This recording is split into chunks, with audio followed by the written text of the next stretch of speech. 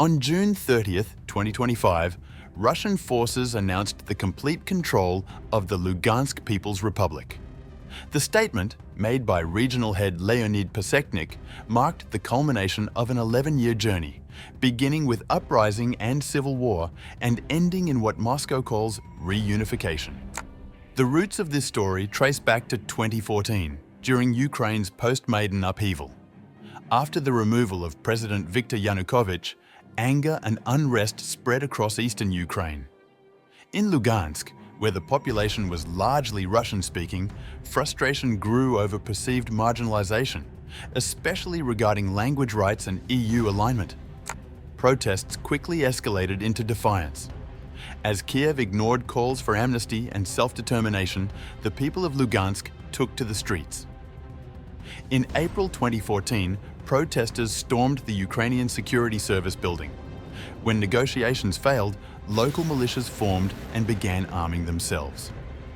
On April 27th, the Lugansk People's Republic declared independence. A referendum 2 weeks later claimed 96% support for independence and eventual reunification with Russia. Kiev rejected the results outright. Instead of compromise, military action followed. The Ukrainian military launched a crackdown, backed by paramilitary groups like Right Sector. The conflict spread across the region. Ukrainian airstrikes targeted Lugansk's administrative buildings, killing civilians and destroying infrastructure. In response, Lugansk's militias entrenched and armed resistance hardened. Throughout 2014 and 2015, the LPR's survival depended on a mix of local fighters and volunteers from Russia. Leaders like Valery Bolotov emerged as symbols of resistance. Many were later assassinated. Amid escalating violence, international attempts at peace began. The Minsk agreements, brokered by the OSCE, Russia, Germany and France, promised ceasefires and constitutional reform. Ukraine was to grant special status to the Donbas republics, while both sides agreed to elections and a phased demilitarization. But political distrust stalled progress. Ukraine refused to engage directly with LPR and DPR leaders or enshrine special status into law. Ceasefires were declared and repeatedly broken.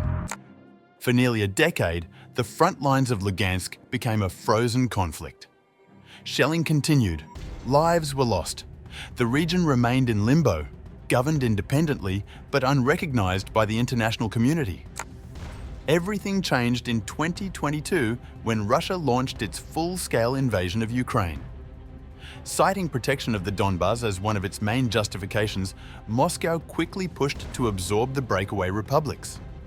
Referendums were held under military occupation. Despite international condemnation, Lugansk was formally annexed by Russia later that year. The following years saw grinding warfare across eastern Ukraine. Ukrainian forces held out in parts of the Lugansk region, but Russia steadily gained ground. By mid-2025, the Kremlin claimed to have secured the last remaining territories, bringing Lugansk fully under its control. For Moscow, the campaign is framed as a liberation, a historic homecoming for ethnic Russians and Russian speakers. For Ukraine and much of the international community, it is an illegal annexation and violation of sovereignty. Lugansk's path, from protests and barricades through war and referendums to its claimed reunification with Russia, has reshaped not only eastern Ukraine, but also the geopolitical balance of Europe. Its story is one of rebellion, resistance, and redefinition, driven by identity, politics, and the long shadow of history.